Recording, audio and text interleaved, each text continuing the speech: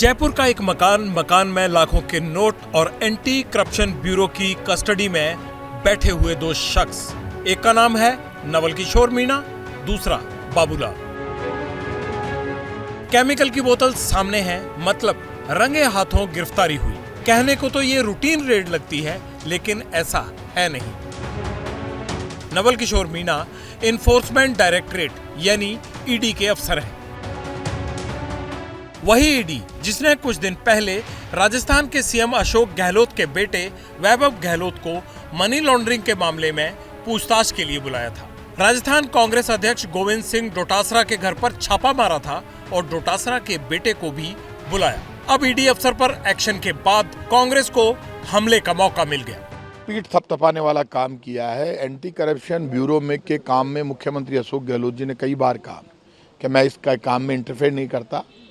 तो ये बड़ा काम है। यदि ईडी का या किसी भी डिपार्टमेंट का कोई अधिकारी रेड हैंडेड पकड़ा जाता है तो बहुत गंभीर मामला। और इससे पहले भी ईडी के और सीबीआई के अधिकारियों को एंटी करप्शन डिपार्टमेंट ने पकड़ा है। सीबीआई के अधिकारी तक पकड़े हैं पैसे लेते हुए। तो आज पहली बार एंटी करप्शन ब्यूरो ने ये कार्रवाई नहीं की, पहले भी करके दिखाई है। तो क्या राजस्थान में ईडी बनाम एसीबी यानी एंटी करप्शन ब्यूरो हो चुका है? क्या गहलोत ने राज्य की एंटी करप्शन ब्यूरो यूनिट के जरिए केंद्र सरकार की ईडी के खिलाफ मोर्चा खोल दिया? क्या चुनाव में अपने हिसाब से एजेंसियों का इस्तेमाल हो रहा है? क्या उनका सियासीकरण होने लगा है? सवालों के जवाब मिलते इससे पहले कांग्रेस ने ईडी को लेकर ट्वीट किया। लिखा, ईडी का अफसर और उसका सहयोगी 15 लाख रुपए रिश्वत लेते हुए रंगे हाथ पकड़े गए। ये ईडी से जुड़े एक मामले को रफा दफा करने के लिए 17 लाख की घूस मांग रहे थे।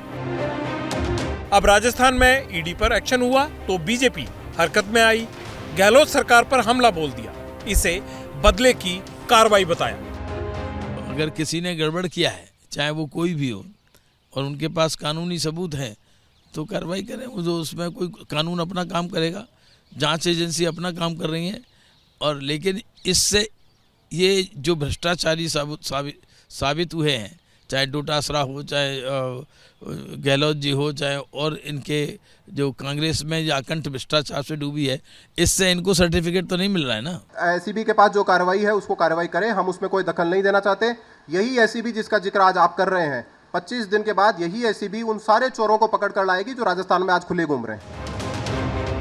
इसी तरह की बात कुछ दिन पहले गहलोत ने की थी।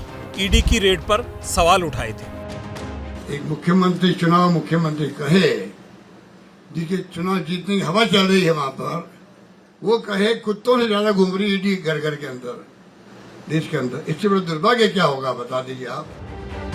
समझदार को इशारा काफी। गहलोत सरकार की एजेंसी का एक्शन इसी बात का सबूत है। अगर चुनाव से पहले पॉलिटिकल स्कोर सेटल करने के लिए केंद्रीय एजेंसियों को लगाया जाएगा तो फिर रिएक्शन भी होगा। यही जयपुर में हुआ भी।